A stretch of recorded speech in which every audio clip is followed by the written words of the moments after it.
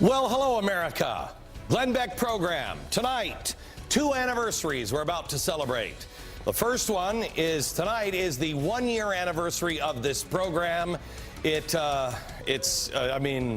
hope there's cake later on.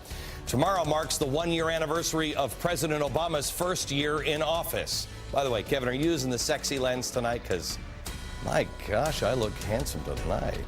I think, actually, President Obama and I, in the first year, have had the exact opposite experience. He's lost about 15 pounds, and me, okay, I might have gained a pound or two. I do kind of look like a polar bear human hybrid at this point. And the White House must hate human polar bear hybrids because they've declared war on Fox again. But that is just a distraction from the bigger war that is about to begin, I believe, tomorrow, if things go the way they look like they're going for the Republicans in Massachusetts. The war inside the Democratic Party. Who's fighting who and what's it all about? Next.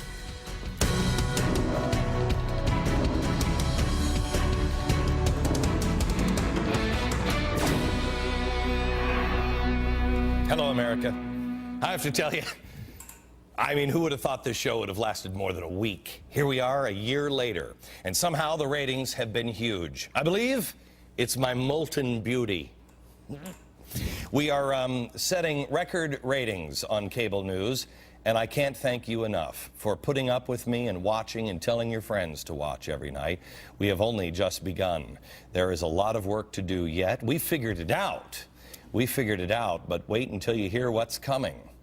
Barack Obama, he's had kind of a tough year. Hasn't gone so well for him.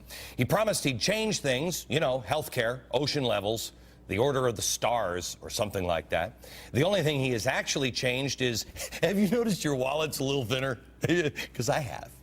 We look more like France than America today, and because of him, Republicans are starting to go where no Republicans have gone before. Places, strange places for Republicans, like New Jersey, and possibly now Massachusetts. They've been voting there all day, and the big question, I can't believe I'm saying this, remains, who's going to win? And, well, the other question is, who'd Martha Coakley vote for? You don't think she voted for herself. If she watched herself on TV, she'd go, I can't even vote for... would you vote for me if I were her? I don't think so. They had to actually pull a curtain across an elementary school gym because the crowd was too small for her. Elementary school gym was too big. Wow. The real question is, who will win now? Not the election in Massachusetts, but the battle for the soul of the Democratic Party that I predict may begin tomorrow. If you don't know what I'm talking about, well, it kind of goes back several years. I made a prediction back in 2004. This is possibly my longest standing prediction, and it's finally coming true. And I wish, actually, it wasn't. I saw something one night that absolutely stunned me. It was at the Democratic National Convention in 2004. The cameras panned around and they zoomed up to show a VIP box seat. And there he was, President Jimmy Carter. ADD moment here.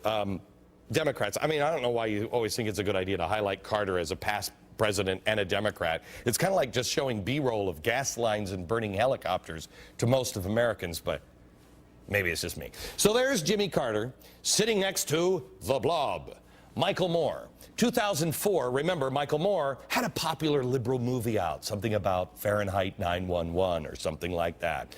And I said this to the Democrats at the time: what are you, nuts? You think you're using him. It's the other way around. The far left is using the Democratic Party.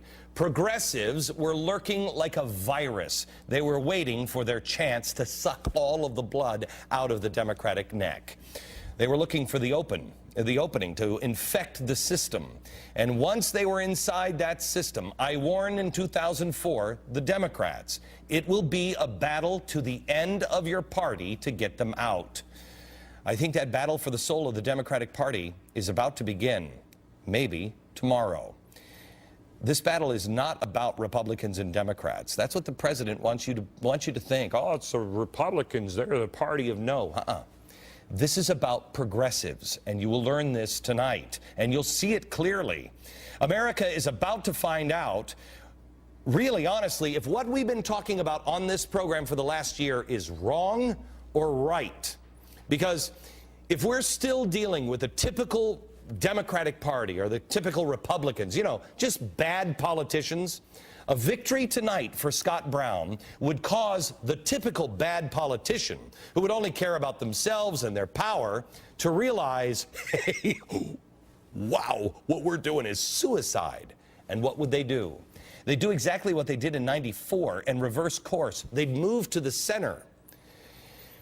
If I would believe that we were really only dealing with bad politicians, if I just believe that that's the case, there's just a bunch of, the Democrats are in power now, do you think I would have made a fool out of myself in the last year and cried on national TV and said, I fear for my country? Do you think I'm afraid of the Democrats?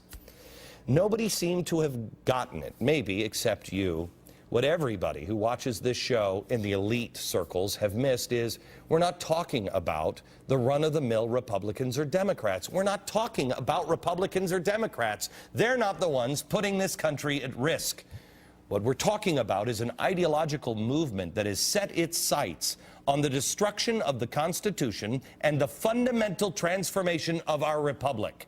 It is called the Progressive Movement.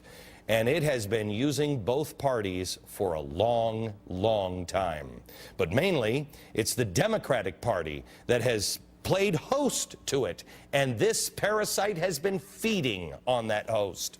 Now, if what I've been saying has been right in the last year, then the Progressives' hero, Saul Alinsky, he says this: when the times get tough, you step on the accelerator.